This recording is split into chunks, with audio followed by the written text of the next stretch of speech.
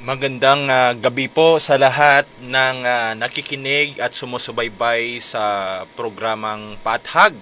At first time po namin na magsasalita sa wikang Tagalog because marami po sa ating mga kapatid, hindi lamang po dito sa province ng Capiz at sa ibang provinces, sa Iloilo, sa Aklan, at sa iba pang provinces na Outside nakakaintindi Rojas. ng Hiligay noon. So meron din tayong mga kapatid sa ibang mga probensya just Manila, no, na nagre-request. So makakasama ko sa pagkakataong ito si Brother Brian Ronnie at magiging ano na to soon, magiging Doctor of Education. Tama?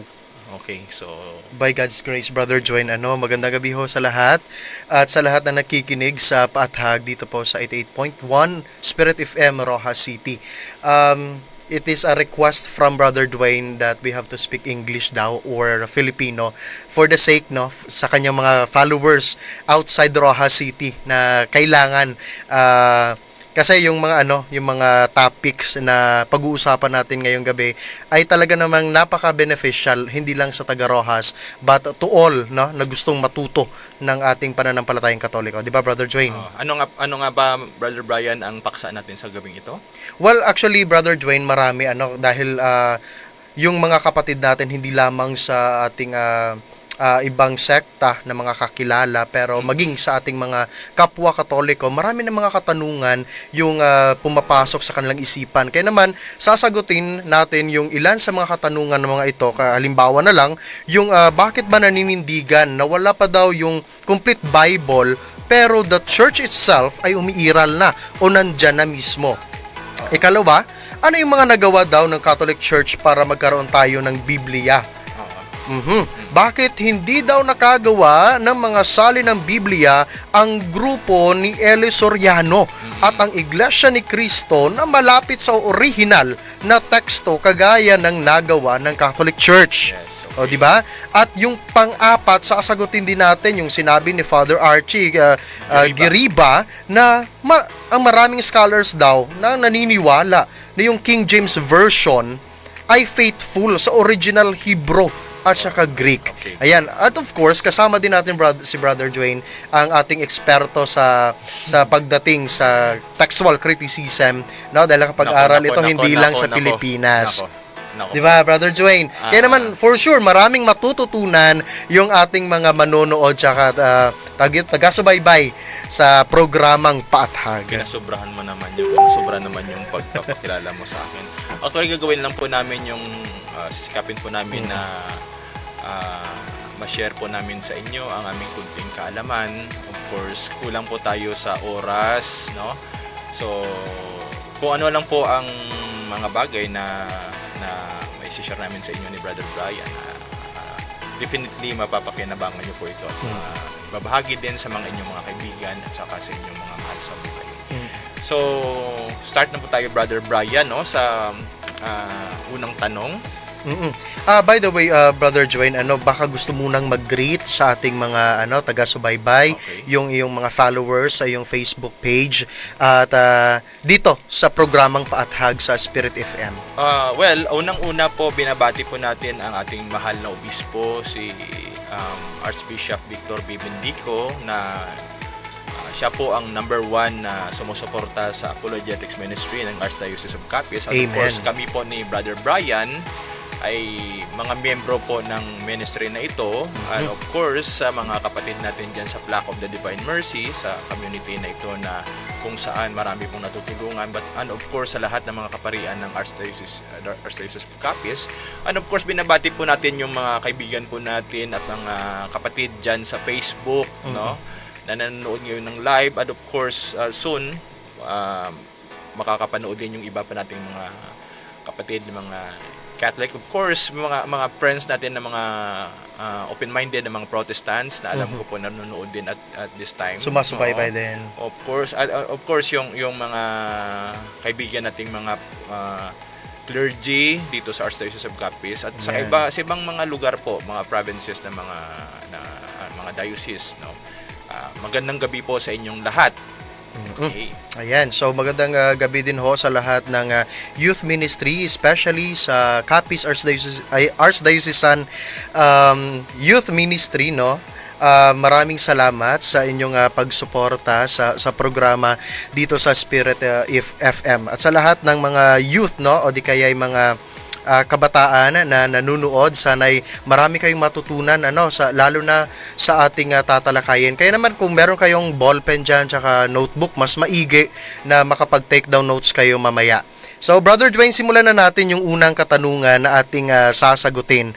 So, Brother Dwayne, bakit tayo naninindigan na wala pang complete Bible pero ang church o yung Catholic Church is already existing o umiiral na? Gaano ba ito katotoo at ano yung ating mga ebidensya na pwedeng isuporta sa claim na ito, brother? Okay. Maraming salamat, Brother Brian, sa tanong na yan. Liliwanagin po natin na dapat alam po natin yung kaibahan ng paggamit ng scripture at saka ng Bible, di ba? So, nung unang, of course, ito ang isa sa mga debatable na issue, no, na marami kasi sa mga kapatid natin, lalo na sa panahon natin ngayon, yung mga non-Catholics, naninindigan sila na meron na daw Bible nung bago pa nagkaroon ng church, no? Tayo naniniwala na merong mga scripture pero wala pang complete Bible. Ang tanong, yun ba ay paninindigan lang ng Catholic Church? Hindi po. Marami pong mga kilala at mga iginagalang na mga Protestant Bible scholars or biblical scholars ang naninindigan rin na wala pang complete Bible, meron ng church na umiiral. At ito po ay kung titingnan po natin sino po ang isa sa mga naniniwala. At yan po ay isa sa mga important documents ng church natin, yung De Verbum.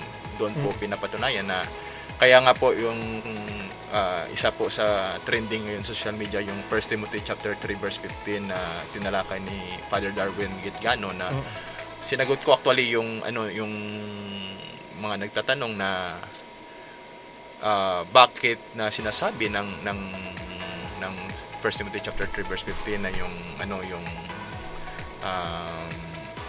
church ay ang katotohanan, because yun ang panindigan talaga ng De Verbum, na bago pa nagkaroon ng Bible, meron na talagang simbahan. And hindi lang yan, no? Ito po sa aklat na The Origin of the Bible, A Guide for the Perplexed. Ito po ay isinulat ng isang kilala at iginagalang na Protestant biblical scholar na si Dr. Leigh Martin MacDonald. Ito po ay gusto ko pong i-recommend sa lahat ng mga nagsusuri, no? Ito po ay hindi Catholic biblical scholar, ito po ay Protestant biblical scholar na honest sa kanyang research. Dito po sa page 107, ano po ang paninindigan nitong Protestant biblical scholar na si Dr. Leigh Martin MacDonald? For now, I will suggest that the third part of the Hebrew Bible and the scope of all of the Christian Old Testament had not come to finalization rather before the time of Jesus or even the early 2nd century CE. Rather, this occurred for some Jews near the end of the 1st century and later for other rabbinic Jews. This was especially so in the Babylonian area in the 2nd century and for others in the early 3rd century CE. But for some of the Jews, it was even later. So naninindigan po ang Protestant biblical scholar na ito. Actually, para mas maintindihan nyo at mas malawak yung pag-research ninyo, basahin nyo po bumili po kayo ng book na ito sa Amazon. Basahin nyo po ang from pages 87 hanggang sa from page 87 hanggang sa page 120. Makikita nyo po na wala pa pong complete Bible, meron na pong church. And of course, ito pa pong isa.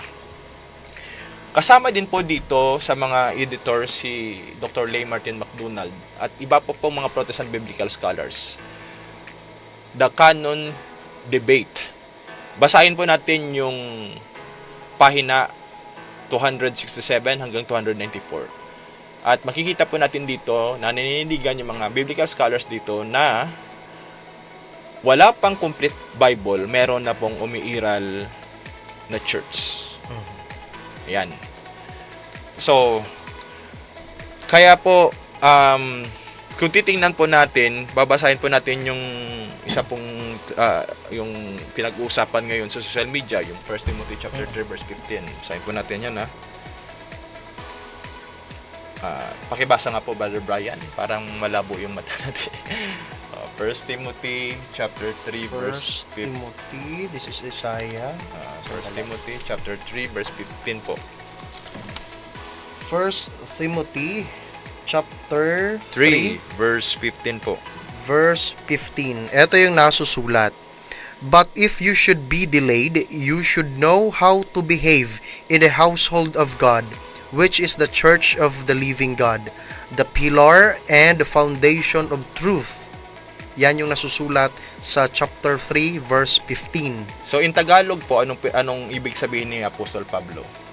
Yan, meron ka ba? Na Tagalog ibig sabihin, version dyan. napatunayan talaga na yung iglesia or yung church or yung simbahan, yun ay Ang living church, ano ba dito yung Oo. sulat?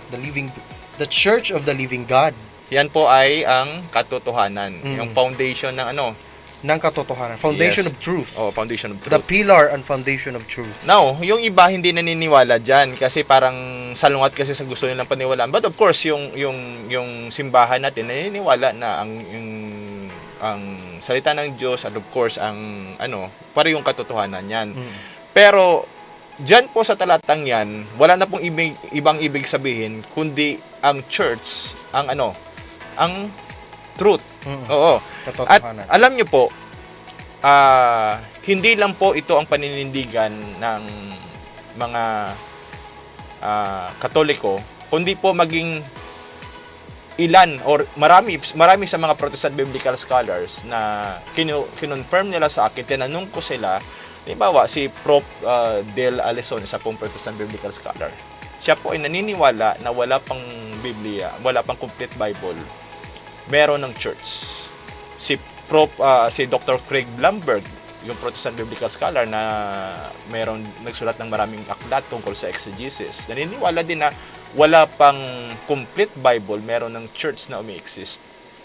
Maliban dito kay Dr. Martin Lee MacDonald, no? Ngayon, nag-email ako sa kanya kanina. Tinanong ko siya kung siya ba ay naniniwala mismo sa paniniwala natin o paninindigan natin na wala pang complete Bible, meron na talagang umiiral na church. Ayon sa unang Timoteo 3:15. At ito po ang kanyang sagot sa pamamagitan ng email. Sabi niya dito, kinonfirm ko sa kanya kasi kung tama ba ang paninindigan ko bilang isang Katoliko na wala pang complete Bible pero may church na umiiral. By the way, he is a Protestant. Yes, Protestant biblical scholar. Okay, biblical scholar. Hindi lang isang biblical scholar, kilala, iginagalang. At makikita po natin sa YouTube, in-interview po ito ng mga biblical scholars, si Michael Licuna na isang sikat din na Protestant biblical scholar. Ito po ay may malaking authority sa pagpapaliwanag tungkol dito sa scripture at saka sa canon. Sabi niya dito, ang sagot niya sa email ko nung kino-confirm ko kung tama ba ang paninindigan ko bilang isang Katoliko na wala pang complete Bible, meron ng church na umiiral. Sabi dito, you are right to suggest that the Bible had not yet been concluded when 1 Timothy chapter 3 verse 15 was written. It is quite possible that this passage, some have thought that it was reference to Timothy himself. But I think it had to do with the living church, which was the place where the truth of God was proclaimed, which has historically regularly been the place where the truth of the Christian proclamation was first proclaimed, and where it continued well into a second generation and even now. I do not think Paul wrote the pastoral epistles in their current condition, but there may well be seen authentic teachings of Paul in them that were included by those who followed Paul. Having said that, the truth referred to here was that which was proclaimed in the church before the church had a Bible. When the church is the church of the Christ, the truth of Christ will always be proclaimed there. This passage has been disputed among scholars for a long time. But I think, ito pakinggan natin I think the majority agree with me here that at the time when 1 Timothy chapter 3 verse 15 was written, there was no Bible, and the church is where the foundational truth of the Christian proclamation was found. Okay? Hindi, again hindi po ito isang Catholic Biblical Scholar. Baka sabihin ng iba, bias ito Ito po ay isang kilala at iginagalang na Protestant Biblical Scholar na kino-quote din ng ibang pang Protestant Biblical Scholar pagdating po sa doon sa mga accurate talaga na information. At siya po ang nagsulat nito po. Meaning somehow he has the authority. Yes po. Hindi lang basta yung basta Protestant Biblical Scholar. Oo. Kasi ngayon, yung iba pag basa lang ng mga Bible, may prop text ng tama na sa kanila. Okay, so ayan, malinaw mga kapatid, na talagang kahit na yung ating mga kaibigan ni Brother Dwayne, by the way, si Brother Dwayne nakapag-aral yan sa labas ng Pilipinas, at kaya naman marami siyang kilalang mga Protestant o di kaya mga Catholic Biblical Scholars.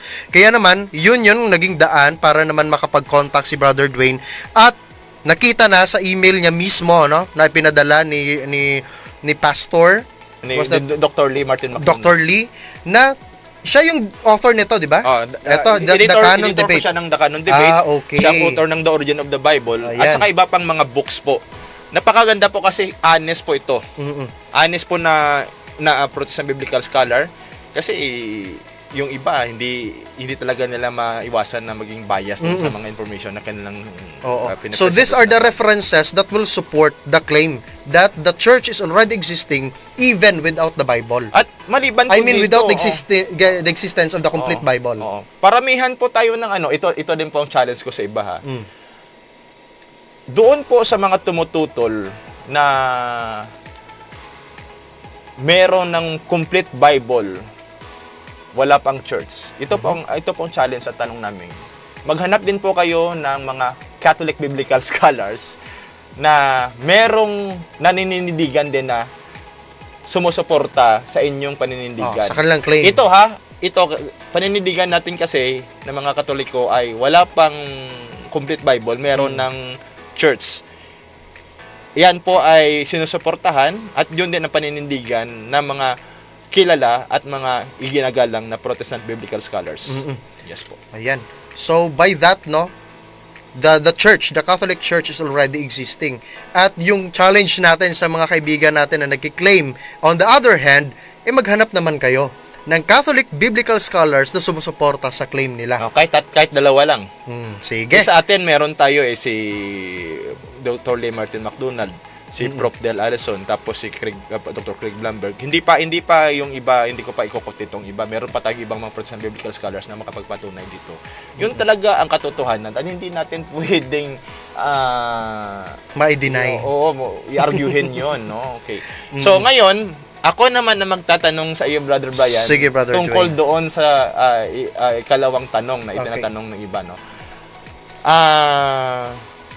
Actually, ang tanong nito medyo i-rephrase na natin ng konti kasi yung sabi ng iba naninindigan kasi sila na kung walang Catholic Church, walang Bible. Okay. Mhm. Pero yung tanong ko ano ang nagawa ng Catholic Church para magkaroon tayo ng Bible? Okay. Kasi Brother Dwayne, kung titingnan natin, yung tanong nangangailangan ng historical answer. Yes. Kasi hinahanapan tayo ng ebidensya, ano ba yung naging kontribusyon ng Catholic Church? Bakit kayo nagki-claim that you are the key of having the Bible? Bakit kayo yung naging daan? Bakit nagkaroon tayo ng Bible? Kasi by definition, yung Bible, pag sinabi natin Bible, it is a set of books. Mm-mm. Hindi ay isang libro na meron iba't ibang libro. At naiiba yung Bible ng mga Protestant friends natin kaysa sa Catholic Bible. Ngayon, sagutin natin, what has the Catholic Church done to make the Bible available to us? Alam niyo, brothers and sisters, kasi kasama ko dito yung tinitingalang apologies dito sa Capiz. Kaya naman medyo na-pressure ako sa totoo lang. Kaya medyo nag-research din naman ako, Brother Dwayne. So among Christians, the first record of Israel's scriptures was produced by Bishop Milito of Sardis. I know Brother Dwayne is already aware of this. And he is active in the last quaestor of the 2nd century.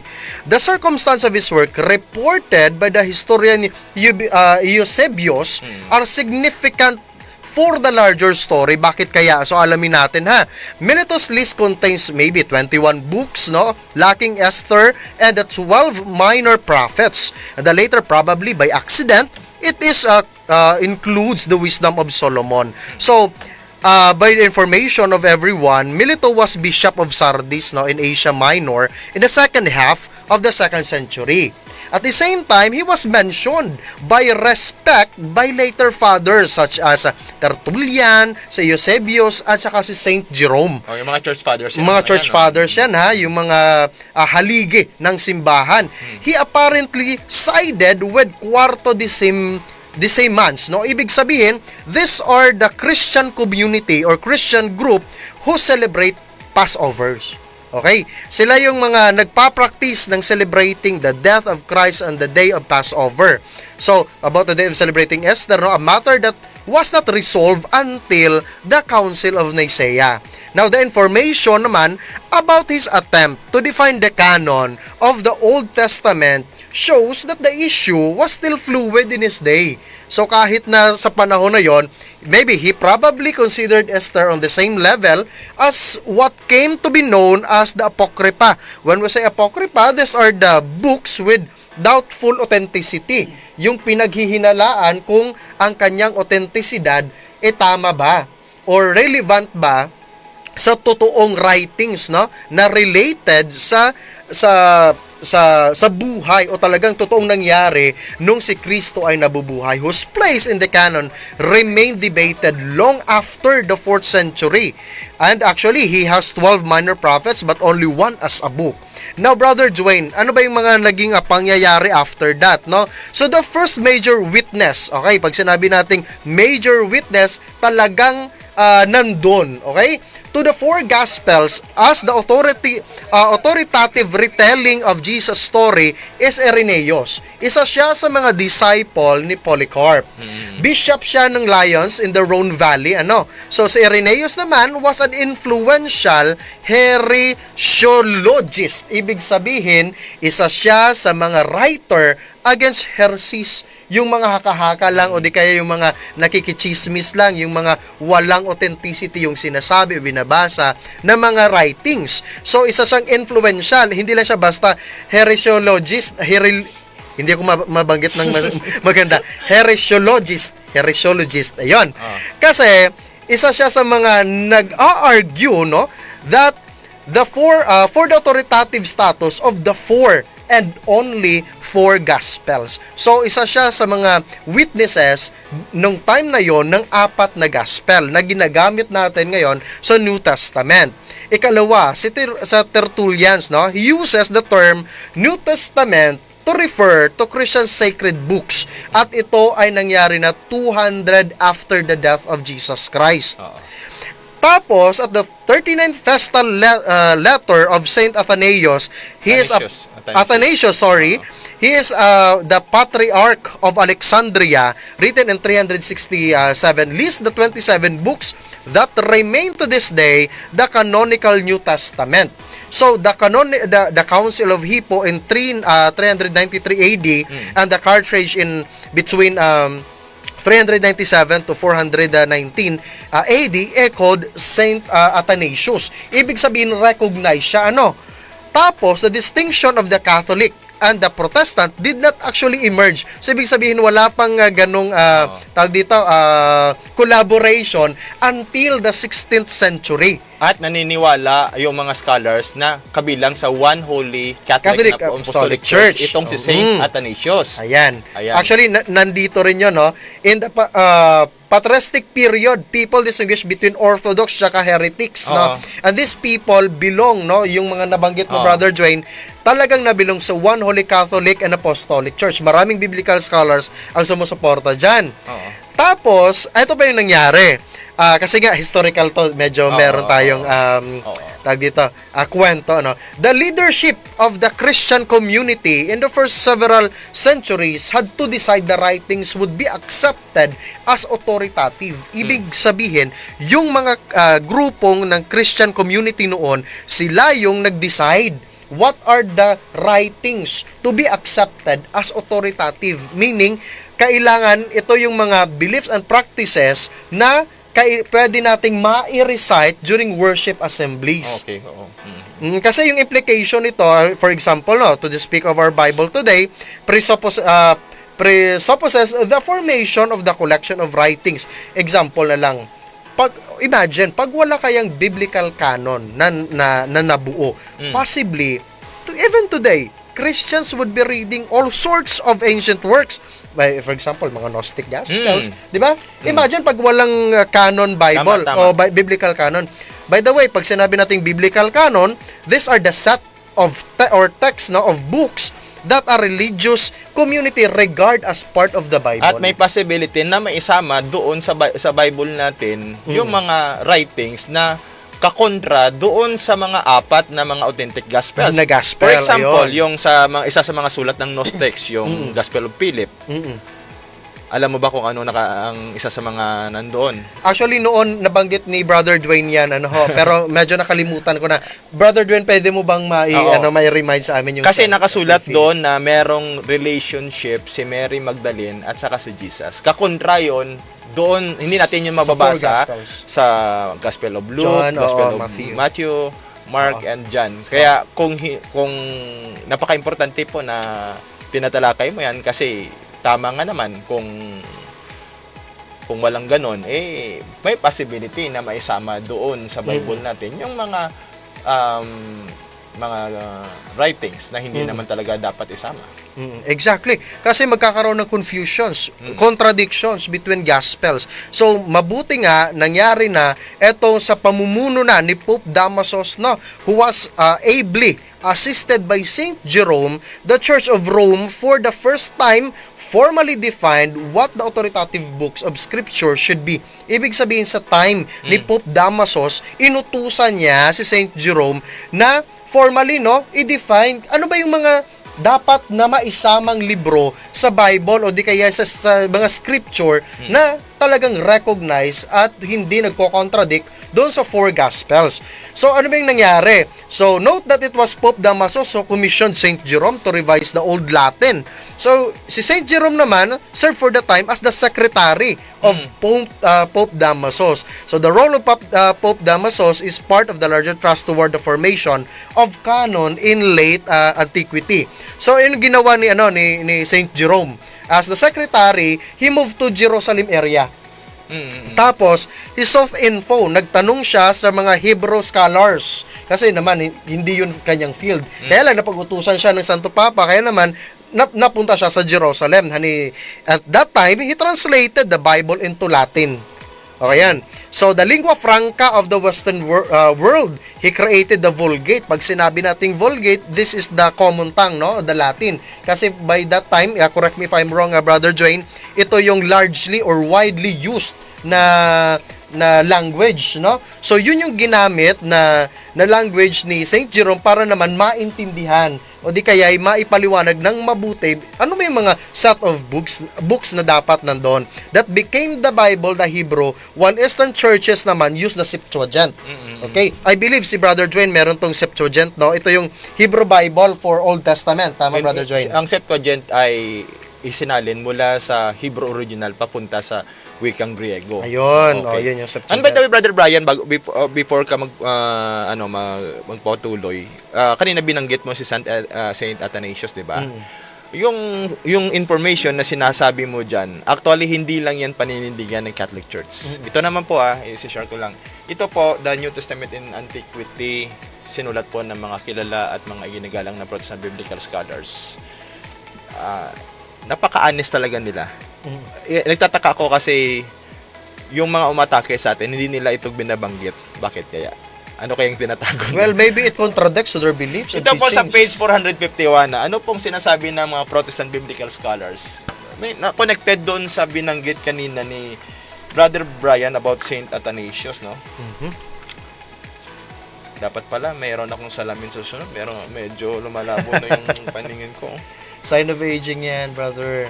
It's okay. Kaya pa ano naman. nga po, page 451. Babasahin ko. 451. Ayan. Buti na lang, hindi pa pumapalya yung 451. memory natin. Page 400. Mata pa lang. Page 400. Ayan, Ito po. 451. Sabi po dito, Kaya ba?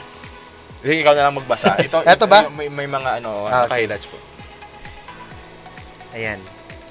So ito yung nakasulat. By AD 325, the New Testament canon was essentially in place. In 367, Athanasius wrote the earliest complete New Testament list in his 39th Festal letter. Yan yung nakasulat, brother. Ay, yung sa dito po. Ayan. In 397, the Council of Carthage confirmed... Carthage confirmed the 27 books of the New Testament canon. Ayan, yung mga si Saint Athanasius bilang isa sa mga church fathers at saka yung mga councils na ginagamit din natin ng ating mga theologians, ng ating mga scholars, ito po ay nasa book din ng mga biblical scholars. Napaka-honest talaga ng mga scholars na to, no? Nga, no? Bakit kayo Sana all. Sana all. Sana naman mabisita. I-endorse mo kayo, Brother Oo, Join, sa ano? Amazon po, pwede po kayong makakuha ng copy nito. Pero hindi po ito sponsored. Ayan. Okay, sige, Okay, pagpatuloy patuloy na. natin, Brother Dwayne. So, ano yung nangyari pagkatapos ng maisalin ni Saint Jerome? Ano ho? So, si Archbishop Stephen Langton naman in the 12th century at si Cardinal Hugo de Santo Carro, a Dominican cardinal of the 13th century, they formed a new system for the Vulgate Bible in the 13th century. The modern chapter divisions were based on the system of Archbishop Langton. In short, Brother Dwayne, mga brothers and sisters, yung chapters ng ating Bible, yan ay nagawa sa pamamagitan ni Archbishop Langton. Okay. Si Archbishop Stephen Langton was a Catholic Archbishop in England. Okay. Ayan. Alam mo ba, okay, and ito na naman, okay? Pasensya na po at this time, wala po tayong hardbound nito, pero meron tayong PDF, pero kinopya ko dito sa cellphone ko, no? Ito po ay sulat din ng isang kilala at Protestant biblical scholar sa Old Testament. Expertise niya ito sa Old Testament, si Dr. David Carr, no? Ang book niya ay An Introduction to the Old Testament, Secret Text, Imperial Context of the Hebrew Bible. Sabi niya dito sa kanyang soon po i-share po namin ito sa social media. The chapter divisions we now were developed in 1205 by Stephen Langton, Okay? a professor in Paris and eventually an archbishop of the Church of England. Sana all talaga. Ito Protestant biblical scholar din to, ha? Nare-recognize si Archbishop Langton. Hindi natin talaga pwedeng i-deny kung ano talaga ang nangyari sa kasaysayan, di ba? Yan. Ayan, kahit mga biblical scholars po sa panig ng mga kapatid natin mga protestante ay naniniwala dito.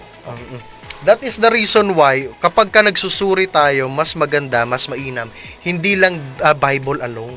Hindi lang basta sasabihin natin, ay, ito yung nakasulat. Abay, pag-aralan naman natin yung nakaraan, yung history niyan, bago ka maging self-proclaimed or entitled na magpangaral o di kaya mang-away ng ibang tawag dito, pananampalataya. Especially magparatang. Ayun, oo, tama yon. Now, the first person who divided naman the New Testament chapters into verses was actually Sancti Pagnani or Sancti sa Pagninos.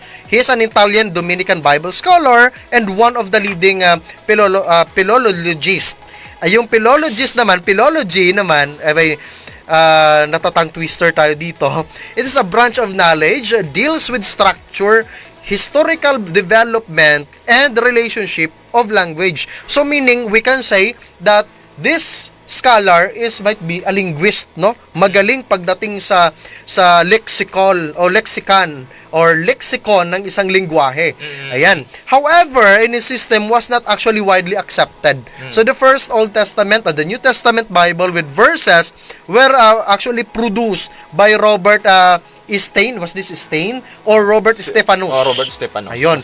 Si Robert Stephanus naman began his life as Catholic actually, but became a Protestant around the time of Reformation na.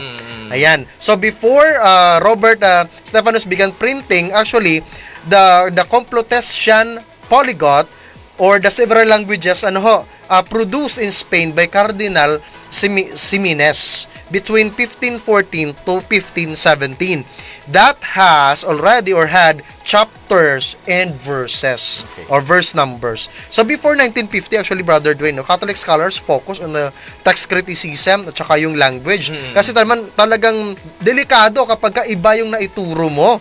So Catholic scholars made major contributions to uncovering and editing manuscripts that became collated with each other and assembled into critical editions. So kung titingnan natin, yung mga Catholic scholars talaga yung nanguna. But the thousands of manuscripts actually disagree with each other in mostly small but sometimes large ways. Kaya nga meron tayong criticism para matingnan ano ba yung nagko-contradict sa isa't isa. So yung critical editions are made by in most small but sometimes large editors who collate this many changes and make the information available in a single portable volume. So, dapat makita yung updated. Ano ba yung mga nag-contradict? Ano ba yung nawala na? Atau dito, na-revise na part, no? Para maintindihan nung mga nag-aaral o nagbabasa. Yan, while the manuscripts stay where they are. If the people do not trust the manuscript, Brother Dwayne, or the manuscript tradition, then they don't trust the Bible. Ayan. So the next one is that Dead Sea Scrolls, no, were found in the mid-20th century. Teka, bago ka mag-ano. Gusto ko lang i-share ito na sa mga kababayan natin na ang Catholic Church po ay marami pong mga magagaling na mga scholars pagdating po sa textual criticism. Oo. Yun po ang textual criticism ay tinatawag nating lower criticism. Hindi lang sa lower criticism, maraming magaling po na mga scholars natin sa higher criticism. Ayan po. So, kaya meron tayong textual criticism kasi wala na po tayong original manuscripts o tinatawag na autographs. So, para ma-reconstruct yung original mga words doon sa original manuscripts, kailangan natin ng textual criticism. At doon po sa Vatican Library, meron po tong napakaraming manuscripts. Kaya nakaka-insulto minsan sasabihin na walang alam yung Catholic Church sa Biblia, no? Hindi mo kayang i-translate. Actually, yung pagsasalin pa lang from Hebrew, Aramaic at saka Greek. Very technical 'yon. Yun ay kailangan doon hindi lang basta marunong kang magbasa, kundi yung para maintindihan mo talaga yung grammar ng mga languages na yun. Yan, kailangan yun para makapagsalin ka. Yung mga umaatake nga sa atin, pagbasa pa lang ng Greek minsan, hindi nga marunong. Sumasablay na. Kaya, Kaya naman nagpapaturo ako kay Brother Dwayne. Sige Ayan. na po, okay. So ito na nakikita ko na yung susunod na ipapakita ni Brother Dwayne, no. Oo. Pag-usapan natin yung Dead Sea Scrolls, no. It was found, no, in the mid 20th century, pero hindi po ito yung Bible na to. I mean yung manuscript na ito. Hindi po yan. Kasi 20th century pa, 1947. Okay. Sige po. So, dalawang Protestant biblical scholars actually sina Dr. Martin Abegg tsaka Dr. Peter Flint at tsaka Dr. Eugene Ulrich. Eugene Ulrich. Ayan, professor yan ni Brother Dwayne, no. Hindi po, kaibigan ko. Kaibigan lang. Akala ko po. professor mo kasi palagi mo pinupost sa Facebook. Ayan, he's a Catholic biblical scholar actually. Translated into English the Dead Sea Scrolls, no? Or this kind of Bible.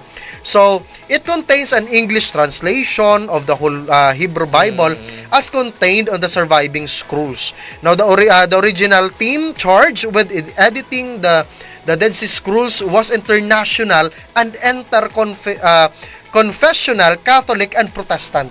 Meaning, meron silang participation Oo. during this time. Ito po napakaganda ng translation na ito kasi ito po ay ibinatay talaga ng tatlong biblical scholars na ito doon talaga sa scrolls. Oo. Isinalin nila into English. Ito pong sira-sira na po yung kopya ko kasi hindi ako marunong mag-ingat eh. So, ito pwede po kayong makakuha nito sa Amazon din. At ang isa sa mga translators po nito ay isang kilala at iginagalang na Catholic Biblical Scholar, si Dr. Eugene Ulrich. At kasama po niya dito ay si Dr. Peter Flint, isang Protestant Biblical Scholar. At alam mo ba, Brother Brian, si Dr. Peter Flint ay isa sa mga students ni Dr. Eugene Ulrich. Okay. Meaning to say, nagpaturo ang isang Protestant Biblical Scholar sa scholar natin. Okay. Minsan kaya ito nasasagot yung tanong ng iba na sasabihin na ay walang alam yung mga Katoliko sa Biblia. Bakit itong scholar ninyo nagpaturo sa scholar namin? Oo. 'Di ba? Maybe totoo yung sinasabi niyo, talagang may alam, talagang marunong Oo. malaman kung kailan niya hindi alam ang isang bagay. Oo. Kaya naman maybe doon sa mga kapatid natin na tumutuligsa, no, maybe hindi talaga sila totoong scholars. Kasi yung scholar nga nagpaturo eh. Ayan. So balik tayo sa tanong yung contribution daw ng Catholic Church. So eto si Monsignor Patrick W. Skihan of Catholic University of America isa sa nag-participate doon sa ng Dead Sea Scrolls. They are their successors help translate. They and their successors helped translate the Bible and wrote books and articles to explain that kind of book, yung Dead Sea Scrolls. So the modern production of the critical editions of Bible text has been an enterprise of scholars not limited to a single religious tradition.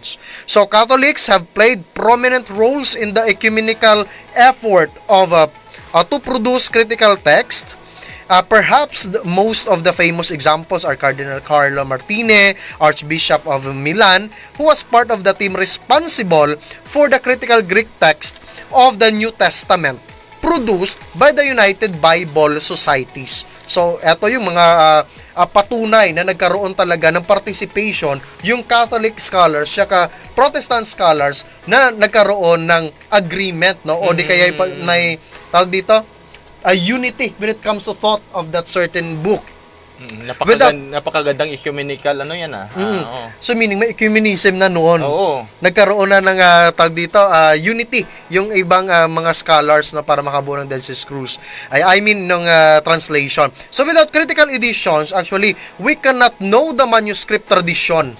We can all travel the world actually para lang i-compare lahat ng mga manuscripts. Bigyan ko muna ng magbigay muna ako ng example. Okay. Itong New American Bible Revised Edition, ito po ay mostly yung mga translators nito ay mga Catholics, biblical scholars, mga Catholic biblical scholars. Tapos merong ilan ng mga Protestant biblical scholars. At as far as I know, may dalawang Hudyo sa translators nito na nagparticipate. Tapos yung isa pang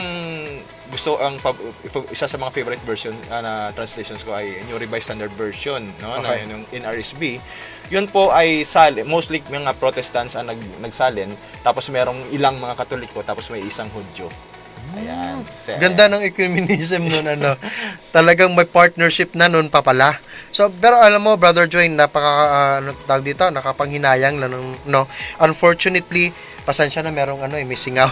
Those who say the Catholics are ignorant when it comes to scripture, actually, Brother Dwayne cannot even read an ancient manuscript. Ayan, talagang mahihiya sila kay Brother Dwayne. Ayan, the translation of Bible into English, the Douay-Rheims version in the 17th century was done by Catholic scholars on the basis of the Vulgate, the tradition Latin Bible long used by the Church in its liturgy. Ayan, kanina nabanggit na natin yung Vulgate, no, na inano ni St. Jerome. Tama. Ayan, so the modern translation, the New American Bible, and the revised version of the translation was done by members of the Catholic Biblical Association in the late 20th century. So ayan, so the translation is currently undergoing another revision by another group of scholars from the Catholic Biblical Association. So more than 40 scholars, Brother Dwayne, most of them Catholic, contributed their observations to the project. So this version is paying especially attention, no, to issues of inclusive language. These translations have been based on the current critical editions of the New Testament text by the UBS and the Nestle Aland, no, which are in close agreement about the Greek texts. Those who attack the Catholic Church, ito yung challenge natin, cannot even produce a single Bible translation. I do not know if you have already encountered or know someone na nakapag-produce na, lalo na yung mga umaatake sa Catholic Church. Okay. Which will lead to us, Brother Dwayne, sa next question natin. Okay. So, pero Brother Dwayne, hopefully nasagot natin yung mga contributions, no? Mga brothers and sisters. Pero kulang ang time natin Yung dito. time nga, kaya medyo napapabilis yung pagsasalita natin. Ayan, so which leads us to the next question, Brother Dwayne, no? So, bakit kaya hindi makagawa ng mga salin ng Biblia ang grupo ni Eli Soriano at saka yung mga kapatid natin sa INC o Iglesia ni Cristo na malapit sa orihinal na teksto kagaya ng nagawa ng Catholic Church? Okay. Ano yung pananaw mo bilang isa sa mga apologist? Actually, bago ko sagutin yan, ito po ay, hindi po ito pamimersonal, ha? Okay. Ito po ay pagsagot lamang, pagbigay ng linaw doon sa mga nagtatanong. Marami po tayong mga kaibigan na nasa panig din ng ibang sekta. Ito po ay papaliwanag namin sa inyo, no? Of course, kulang oras namin, pero magbibigay po tayo ng ilang impormasyon hinggil sa tanong na ito. So, ang tanong kung bakit hindi sila makagawa ng salin ng Biblia na translation malapit sa original na teksto. Kasi siguro pwede talagang makagawa kahit sino, 'di ba? Kahit yung mga kapatid natin mga Jehovah's Witnesses sa kanilang Bible na New World Translation. Pero maraming problema 'yon, no? Of course, unang-una sa lahat, wala pong perfect na translation. Pangungunahan ko na po, baka merong magtanong kung aling version or translation ang perfect. Wala pong 100% perfect. Pero ang tanong kung ano pong mga Bible versions ang malapit sa original text sa Hebrew at saka sa Greek. Now, sasagutin natin yung unang tanong, yung tungkol sa maraming humahanga dito kay Brother Eli Soriano. Bakit hindi man lang sila nakagawa ng translation na malapit sa original text sa Hebrew at saka sa Greek? Well, ang observation ko doon sa mga videos na ipinapalabas nila sa kanilang program, no, si Brother Eli Soriano ay binabanggit yung mga Dead Sea Scrolls, yung Codex Sinaiticus, ibang mga manuscripts. Pero ito po wag lang sanang magagalit yung mga kaibigan natin na mga members.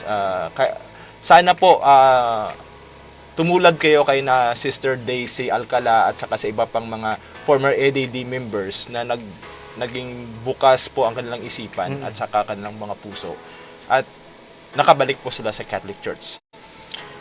Hanggang ngayon po, ito pong tanong ko, bakit wala po tayong nakikitang video sa YouTube or sa program ni Brother Eli Soriano na nakakabasa siya ng mga manuscripts na kanyang binabanggit? Lalo yung Codex Sinaiticus na bukang bibig nila. hindi na ako nagtataka kung hindi niya kayang basahin ito, kasi kahit meron siyang mga ibang videos na napakinggan ko, napanood ko, na mali-mali yung kanyang pagbasa ng Greek text. Hindi natin sinasabi dito na perfect ang pagbasa natin, pero makikita mo talaga na hindi talaga niya alam kung paano talaga i-pronounce yung mga Greek text, no? So pag hindi mo na alam kung paano nga i-pronounce yung mga text na yun, magiging questionable talaga yung ano mo, yung kalalabasan. Yung magiging questionable talaga para sa mga tao na hindi ka kung ikaw ba ay able or may kaalaman, kaya mo talaga magsalin ng Bible into English or Tagalog mula sa original text. No? Dinidiscuss niya yung mga manuscripts, pero hindi ko man lang napakinggan or napanood sa kanyang programa na yung dinidiscuss niya yung mga textual variants between Dead Sea Scrolls, Septuagint, Masoretic text. Palagi niyang pinupuna yung mga kapatid natin mga Jehovah's Witnesses dahil doon sa paggamit nila ng pangalang Jehovah. Actually, doon, susuportahan ko sa Jehovah. Tama doon. Hindi naman talaga, walang biblical scholars na magsasabi talaga na tama yung Jehovah. Yung tetragrammaton na apat na yung Yud-Heh, Vav-Heh, from right to left, na yung akala kasi nung ibang mga kapatid natin na pwede mong basahin na Yehovah yun, kasi doon sa ilalim ng Yud merong Shiva na vowel, tapos merong Kamits doon sa ilalim ng Vav, tapos sa taas merong Hulim, yung parang tuldok, no? Akala nila pwede nang basahin as Yehovah, pero hindi po. Yung mga Masorets po ay merong intention doon nung bakit nila nilagyan, yun po ay para basahin siya as Adonai. Okay. Oo. Tapos doon sa Dead Sea Scrolls, hindi ko man lang narinig talaga kay Brother Eli na diniscuss niya na merong yung tungkol doon sa tetrapongta. Okay. Sa Masoretic text meron tayong makikitang tetragrammaton, pero sa Dead Sea Scrolls meron tayong makikitang tetrapongta. Ano po 'yon? Instead na 4 letters na Yud-Heh Vav-Heh, nilalagyan nila ng 4 na tuldok. Kasi para maiwasan na hindi siya basahin ng walang pag-alam. Kasi very sacred yung pangalan ng Diyos eh. Ayan. Yun po ang nakikita kong dahilan, kasi yung sa pagsalin ng from original text from Hebrew, Aramaic and Greek, kinakailangan doon marunong ka dapat magbasa. So, first na requirement kapag ka makapag-translate ka, marunong ka magbasa. Dapat babasahin mo talaga Kasi hindi ka naman makapag-translate pag hindi mo ma-recognize at hindi lang yun, characters. Dapat alam mo yung grammar. Oo. Kung hindi ka nga marunong magbasa ng original text, sa grammar pa kaya. Tama. Mas malalim yun. Oo, yan. So yun po ang at ito pong challenge ko. Sana maging open-minded itong mga kapatid natin. Ayan. Magpalabas po kayo ng video ni Brother Eli Soriano na nagbabasa siya ng tamang pagbasa ng Hebrew at saka ng Greek. Hanggang ngayon po, wala po ako nakikitang ganun. Mula noon hanggang ngayon po. Okay. Ayan. Tapos, yung isa, yung sa mga kapatid nating Iglesia ni Cristo, bakit Okay. kaya hindi sila nakakapagsalin ng kanilang sariling Bible sa pinakamalapit na version sa original text? okay. Meron akong napanood doon sa kanilang program na sinagot nila yung discussion ni na Father Abby Arganius at saka ni Attorney Marvel Yasos. Okay. Na kina-question kasi ni Father Abby na wala daw silang credibility. Kaya sumagot sila na kaya daw nilang makagawa ng salin. Okay. Ngayon, I think siguro kaya naman talaga nila makagawa. Pero ang tanong doon batay sa tanong mo kung kaya ba talaga nilang makagawa ng translation na malapit doon sa original text. Okay. Ngayon, ito Ngayon, alam naman natin na sabi ko nga kailangan yung grammar doon sa pagsalin. Marami talaga sigurado ako pag nakagawa sila ng salin, marami sila talagang iibahin doon sa kanilang translation. Especially doon sa John chapter 1 verse 1, di ba? Kasi sa John chapter 1 verse 1, yun ang isa sa mga ginagamit natin na patunay na ang Panginoong Hesus ay Diyos. Kaya ang mga kapatid nating mga iglesia Which ni contradicts Cristo, to their hindi nila talaga yun tinuturo. Tatanggapin. As far as I know, yung mas gusto nila yung salin na kasi ganito doon sa third clause na nakalagay the word was God. Okay. Yun ay tumutukoy sa Ama. sa Panginoong Hesus, no? Okay. Pero yung pipiliin nilang salin, yung the word was divine. Buti pa basahin po muna natin itong Greek text ng John chapter 1 verse 1. Ito po ay UBS kasi meron kanina banggit mo merong Nestle Aland na 28 edition. Yun po ay actually dinesign po yun para sa academic. Ito po ay UBS para sa mga Bible translations. At ang sabi po dito, ay ganito pong mabasa natin sa Greek text ng John 1:1. NRK en hologos kai theos en hologos. That's divine. Okay, nasa taas pala. Thus divine could be misleading in an English translation. The idea of a qualitative, paano basahin to, brother? Kasi hindi ako marunong magbasa ng Greek tsaka Hebrew. Theos po, theos. Theos. Here is the word had all the attributes and qualities that God had. In other words, He shared the essence of the Father, though they differed in person. Okay. Ayan, yung Okay, baka nasa ko sulat. ulit kanina kasi medyo malabo yung mata ko nino. Sa John 1:1, sabi dito, NRK, en hologos, kay hologos, en prostonteon, kay theos, en hologos. Yan po ang nakalagay sa Greek. Dito po yung word na theos dito sa third clause. Ito po, ito kasi yung debatable eh. Oo. Dahil nanindigan yung mga kapatid natin na dahil walang article doon sa unahan, so dapat mag-function siya as adjective katulad ng Divine. napakinggan ko doon sa kanilang program. Ngayon, itong Greek grammar beyond the basics po ay nakikita ko din na kinu-quote din nila, ginagamit nila isa sa mga referensya nila sa kanilang program. Pero ang author po ng Greek grammar beyond the basics, ano pong sabi niya ulit tungkol doon sa divine na translation? Thus, divine could be misleading in an English translation. Anong ibig sabihin nun sa Tagalog? Pag sinabi nating misleading, it can be nakakalito o marahil mali Oo. ang divine na term para Oo. gamitin sa translation ng theos. Tama ba? Ayun. Okay. Hindi lamang po 'yan. Okay? Ito po ay ginagamit sa ng mga ng mga nag-aaral talaga ng Greek, ang Greek grammar beyond the basics, no. So, napatunayan po natin na yung author nito na ginagamit din minsan ng mga kapatid natin sa Iglesia ni Cristo ay hindi doon sang-ayon sa divine na translation. Pero actually dito sabi niya dito, kung refer po ito sa sa tunay na Diyos, yun ay katanggap-tanggap. Pero kung gamitin sa pinakatamang salin yung divine, problematic talaga yun or misleading, no. Ngayon, maliban dyan, ito pa isang Greek grammar, no, na going deeper with New Testament Greek. By the way, hindi po ito mga Catholic biblical scholars ang mga author nito, mga Protestante biblical scholars po to. So, dito po sa page 50, ito rin yung pinapabulaanan dito kasi yung divine na translation. Tapos ito naman po, kasi mayroong salin na the word was a God. Okay. Instead na, di ba, capital letter yung G sa translation.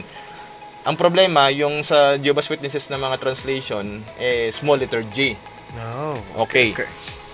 Sabi dito, sa page 50, is it legitimate to infer from the lack of article, kasi nga sabi ko nga walang article yung theos doon sa third clause, in front of ano to, theos, that God is indefinite and should be rendered a God? The answer is a firm no. According to Greek syntax, ayon sa Greek syntax, it is common for a definite nominative predicate noun preceding a finite verb to be without the article. Ayun. So Pwede common. pala. Actually, ito rin ang panindigan ng mga Catholic biblical scholars natin na magaling sa Greek grammar. Kaya problema talaga yung salin talaga na hindi sila yung kung gagawa sila ng kanilang sariling Biblia, yung example pa lang na hindi nila sasang-ayunan yung si John 1:1 sa grammar ng Greek. Tapos actually dalawa na ha. Ito Protestant po sa Protestant biblical scholar na Greek grammar. Maliban dito sa dalawang Greek grammar, ito pa po ang isa sa mga pinakaunang Greek grammar textbook na ginagamit, a Manual Grammar of Greek New Testament. Dito sa page 140, hindi din sang-ayon din dito yung author na si Julius Mante na Diyos ang Panginoong Hesus batay sa John 1:1 kahit ibatay sa Greek text. Okay. Ayan. Protestant scholar din. Ito Protestant scholar din. Okay. Now, kahit yung sa ibang pa mga teksto, kaya sigurado ako kung gagawa sila talaga ng salin nila, hindi nila sasang-ayunan yung ibang mga talata sa Biblia na binasa natin. So, it appears to me, Brother Dwayne, no, na kapag nagsalin sila, malalaman nila yung totoo. Malalaman nila yung dapat. Kung magiging honest sila. Yun Alam mo nga naman, lang. siguro marami namang marunong dyan sa Greek at saka Magbasa. sa Hebrew. Pero, kung ibabate talaga doon sa grammar, susundin nila yung talaga yung tama, yung mga biblical scholars. Since gumagamit din itong mga kapatid natin ng mga references ng mga biblical scholars. So sana nga yun ang pagbatayan nila, yung maging honest din sila no sa pagsalin nung Tama. Tinutukoy natin dito itong John 1:1 no, yung Example tamang lang yan. pagsalin talaga, okay? But Yeah. since naiintindihan natin kasi hindi naman talaga sila naniniwala sa pagka-Diyos natin Panginoong Hesukristo, hindi nila sasang-ayunan talaga na Diyos ang Panginoong Hesukristo batay sa John chapter 1 verse 1. Tama. Okay. So, yun yung mga rason, mga brothers and sisters, bakit hindi kaya makasalin ng Biblia yung mga kapatid natin, no, na papabilang sa INC tsaka At kina isa Eli pa, Soriano. yung sagot kasi ni Caramel Parba, no, friends kami nito Okay. no, na kaya nila pero hindi daw kasi natin tinatanggap pag sila gumagamit ng salin natin, mas lalo daw na hindi natin tatanggapin pag salin ng Iglesia ni Cristo. Well, hindi talaga namin tatanggapin kung kayong gumamit ng Bible namin kasi yung pag nagbasa ka kasi ng text, hindi naman ibig sabihin na binasa mo doon tama na yung pagkaunawa mo. Doon natin malalaman yung kaibahan ng eisegesis at saka ng exegesis. Okay?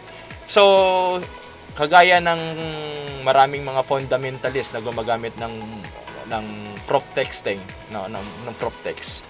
So, akala ng iba pag may proof text ka tama na Kahit hindi mo alam yung literary at saka yung historical context nung nasabing talata yun. Kaya doon nagiging maraming iba't iba ang kanilang mga kanilang interpretation doon sa mga text na yun. Okay? Okay. Yan. Thank you so much. Panghuling Meron tanong pa. natin kasi kulang. Kulang tayo sa oras, Brother Dwayne. Kaya tuhugin na natin yung last na tanong. So, ang sabi dito, sinabi ni Father Archie Giriba na ang maraming scholars ang naniniwala na ang King James Version daw ay faithful sa original Hebrew at saka Greek. Ano Okay. masasabi natin dito, Brother Dwayne? Ito na yung panghuling tanong. Yes, last Okay. question na. Sana po nanonood si Father Archie Giriba sa sa program na ito or late or soon mai-share ang video na ito na makarating sa iyo. Sana. Good evening, Father Archie. No, sana nasa mabuti kang kalagayan at sinasamahan ng ating mahal na Diyos. Tanong ko po sa inyo, pwede yung bang pakilatag or pakibanggit po sa mga susunod ninyong mga videos kung sino-sino mga biblical scholars ang nagsabi na faithful sa original text ang King James Version. Kasi po ito hindi lang sa church natin, of course, ang paggalang pa rin namin sa inyo bilang pare ay nariyan pa rin, pero sasagutin po namin yung mga statements ninyo. As far as I know po, kahit yung mga biblical scholars na mga kapatid nating mga protestante ay nire-reject nila talaga yung pag sinabing faithful sa original text. Halimbawa, bibigyan ko po kayo ng unang-una dapat natin malaman yung King James Version ay nakabatay sa Textus Receptus.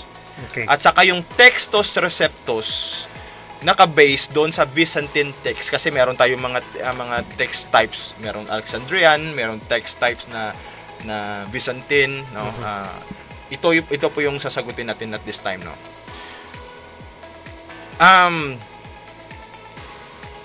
Alam niyo ba ito si Dr. Philip Comport sa kanyang libro na A Commentary on Textual Additions to the New Testament?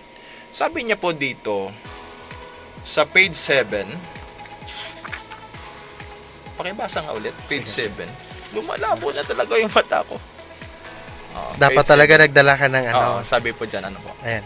Ito yung nasusulat sa page 7. The Greek edition known as a Textus Receptus, current in the 15th and 16th century, has thousands more words than the primitive text presented in the manuscripts of the 2nd through the 4th centuries. Yan yung nasusulat. The King James Version, based on the Textus Receptus, have all these extra verses, phrases, and words. Those who read the King James Version are reading a leavened version. That is, it is a text with thousands of extra words. Kaya dami palang dagdag. Yung paratang ng iba sa atin, na dinagdagan doon natin yung Bible, yung King James Version palang maraming dagdag. Ito Protestant Biblical Scholar to ha. Okay. Ngayon, again, yung King James Version na ibinatay sa Textus Receptus na naka-base naman yung Textus Receptus sa Byzantine text. Yun kaya sa paningin ng mga textual critics, maging sa paning ng Protestant Biblical Scholars, yun ba ay mas superior compared doon sa Alexandrian text types? Or ano ba talagang katotohanan? Ito po ang libro nito, The Text of the New Testament. Isinulat po ito ni Dr. Bruce Metzger. Isa pong kilala ito ng lahat ng mga scholars, si Dr. Bruce Metzger. Dito po sa page 280. Pakipasa na rin, Brother Brian. 280 po. Okay. 280. Okay. Eto. Ano pong sabi dyan?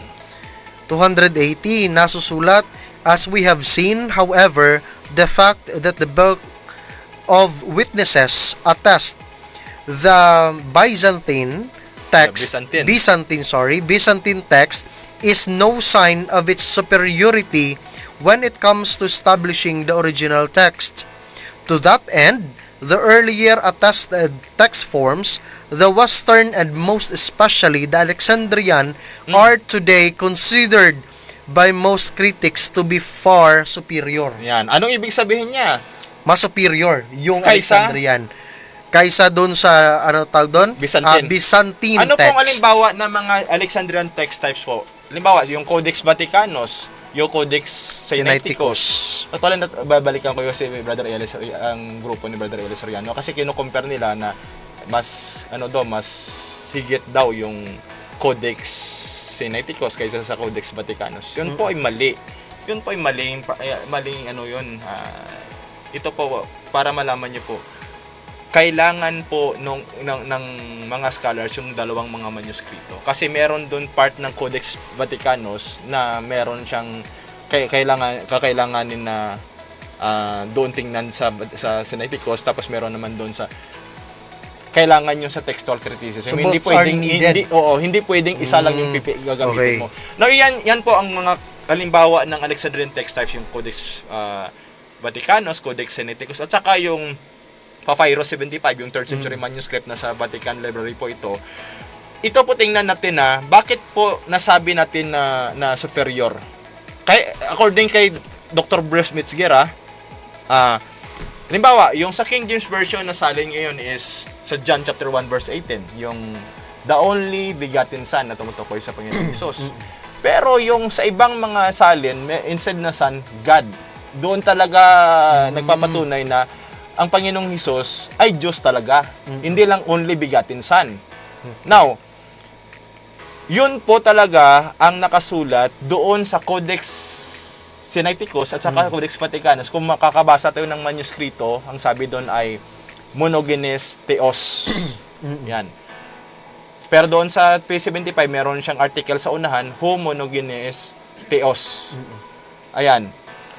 At yung sumusuporta kasi sa King James Version, as far as I know, kasi nakita ko yung ibang mga manuskrito, halimbawa yung Codex Cyprius at saka Codex Borrellianus na 9th century manuscript, nakasulat doon ay homogenes huios. Pero ang tanong, sa paninindigan ba ng textual critics, alin ba ang mas dapat nating paniwalaan? Yung mga early manuscripts ba o yung mga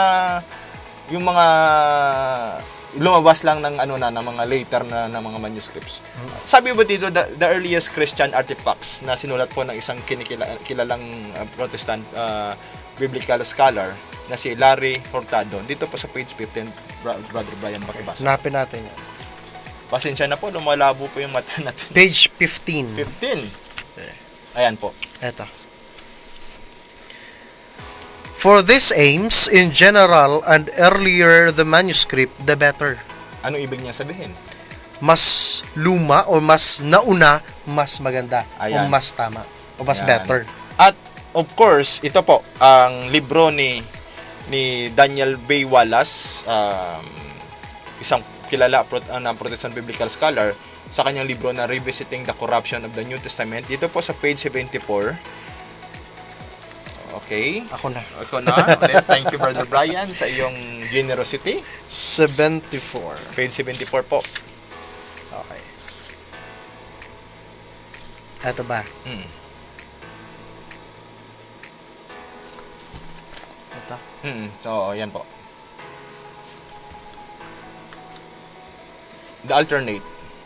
The alternate argument is that, pasensya na Brother Dwayne, hindi rin ako monogenes theos. Monogenes theos was original and that a scribe changed it to monogenes huios. Ayun, kasi hindi ako marunong basa ng yun. Because it fits well with Johannine style. Johannine style. Anong ibig niya sabihin? Anong original? Ito yung original, hindi ko nga marunong basa. Ayan. Ito siya. Ayan. Homogenes theos. Oh, okay. Ito siya. Ayan. So, yan po ang sinasabi ng isang leading textual critic na si Dr. Daniel B. Wallace. So, ngayon, mas kapanipaniwala po yung sa Alexandrian text types ng mga manuscripts compare doon sa Byzantine, na doon ibinatay ang Textus Receptus na kung saan ibinatay ang King James Version. Okay. Now, ito pa. Ano ang sabi nitong Protestant scholar na si Dr. Craig Evans at saka ni Dr. Emmanuel Toub tungkol sa King James Version dito po sa Exploring the Origins of the Bible sa page 223. Father Archie, kung meron ka pong gusto mo pong bumili ka po. Makakatulong po ito sa inyong research. Sa page 223. 223.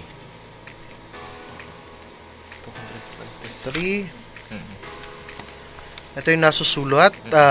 It is now fair to say that most biblical scholars prefer the Alexandrian text family, earlier called the neutral text by Westcott and Hort, over the Textus Receptus Greek text, which is much later and less accurate than manuscripts from the Alexandrian family.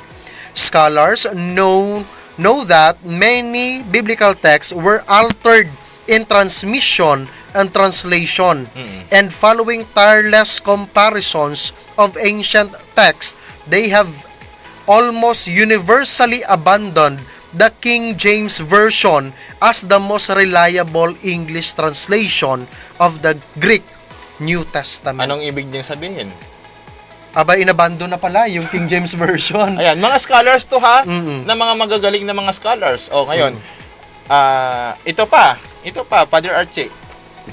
Sulat din ni author ni isang kilalang biblical scholar, Protestante din to si Dr. D.A. Carson sa kanyang libro na The King James Version, Debate, a Plea for Realism.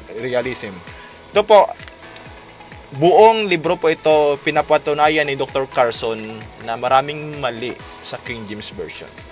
At isa pa yan, si Dr. David Carr na sumulat ng kaya lang wala tayong hardbound nun, yung PDF lang. Sabi dito sa kanyang libro na An Introduction to the Old Testament, Secret Text, Imperial Context of the Hebrew Bible, sinasabi niya na maraming errors talaga sa King James Version. So ang tanong natin kay Father Archie, ito merong mga biblical scholars na nagdi-disagree talaga sa King James Version. Sana yung sinasabi ninyo na sino mga scholars, gusto namin makita sino mga scholars na sinasabi po ninyo, binabanggit doon sa video, na nagsasabi na faithful sa original text yung King James Version. Actually, yung New Testament sa Textus Receptus, yung Old Testament sa Masoretic text.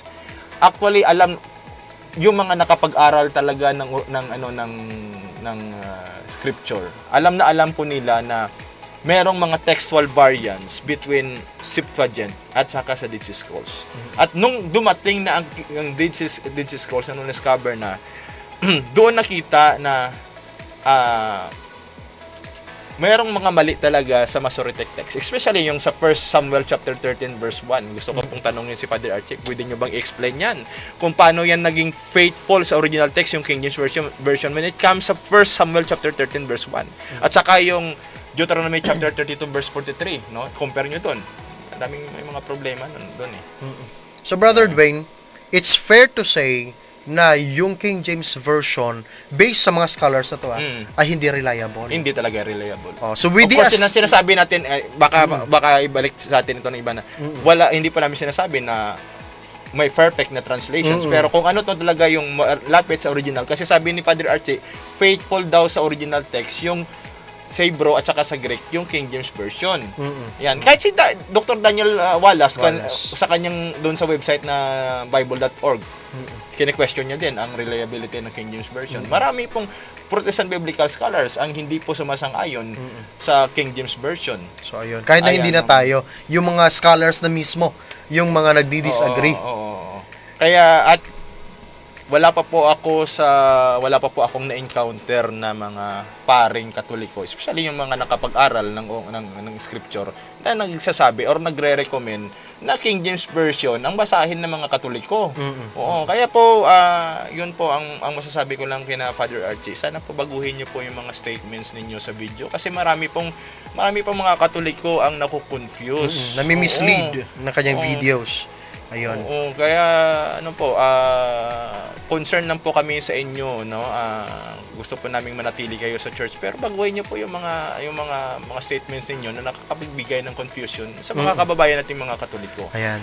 Okay po. Bahal po namin kayo at praying na sana po ay ma-enlighten kayo sa pamamagitan ng program na ito. At of course, sa tulong na rin ng panalangin ng ating mga kapatid na mga Katoliko. Ayan, maraming salamat Brother Dwayne. Ayan, sana'y naliwanagan tayong lahat sa paliwanag ni Brother Dwayne. Napakaganda. Sana naman marami tayong natutunan.